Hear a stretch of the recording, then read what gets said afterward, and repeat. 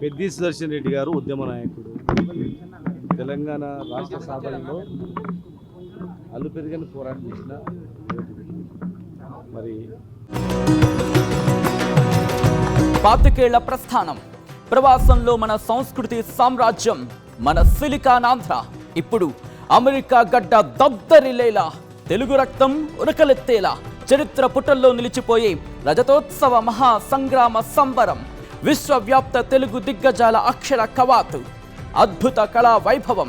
రండి, మన అస్తిత్వాన్ని విశ్వఖ్యాతిని చాటి చెబుదాం.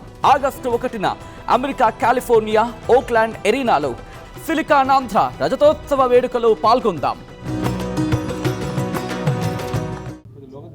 ఆయన ఆరోగ్యం గురించి కేసీఆర్ గారు ముఖ్యంగా ఎప్పటికప్పుడు డాక్టర్లతో మాట్లాడుతూ కేటీఆర్ గారిని, హరీష్ రావు గారిని, వారిద్దరిని కూడా టోటల్గా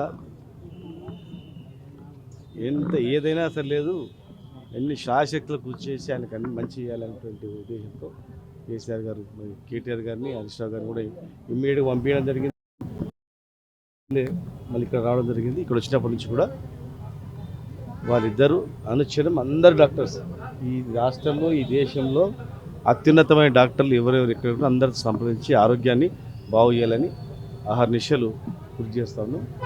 భగవంతుని దయ వల్ల ఆయన కోరుకోవాలని, ఆ భగవంతుని దయ వల్ల ఆయన కోరుకుంటాడని చెప్పి మేమందరం కూడా.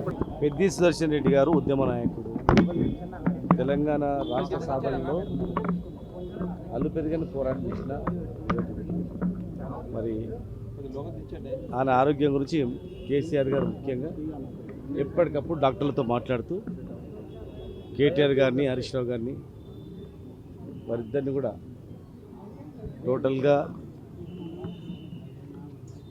ఏదైనా సరే లేదు, ఎన్ని శాశక్తులు కృషి చేసి ఆయనకు అన్ని మంచి చేయాలనేటువంటి ఉద్దేశంతో కేసీఆర్ గారు, కేటీఆర్ గారిని, హరీష్ రావు గారిని కూడా ఇమ్మీడియట్గా పంపించడం జరిగింది.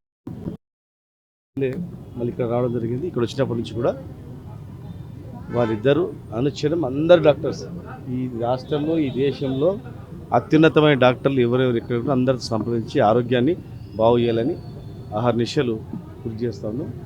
భగవంతుని దయ వల్ల ఆయన కోరుకోవాలని, ఆ భగవంతుని దయ వల్ల ఆయన కోరుకుంటాడని చెప్పి మేమందరం కూడా